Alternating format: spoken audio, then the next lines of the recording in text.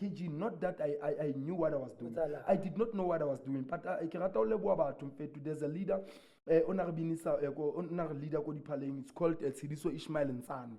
You know, that guy inculcated so much information in me because he would explain things deep. What is a chromatic? What is this one? What is this thing? What is this thing? And by that time, you know, at some point they planned for me to go and play for a field band. That was in Dobsonville, a Dobsonville field band. I was supposed to go there and play there, you know, but because when I arrived there, it was difficult for me. The Palazabona, it was a scale instrument, something like that. It was an E-scale instrument, something of that sort. And it was difficult for me because now, I only focused on knowing one song, and then knowing key C and key F. The rest of the key, I get key, but the guy Ishmael Nsani influenced me to understand. And then what he was doing, I then translated it to come this side.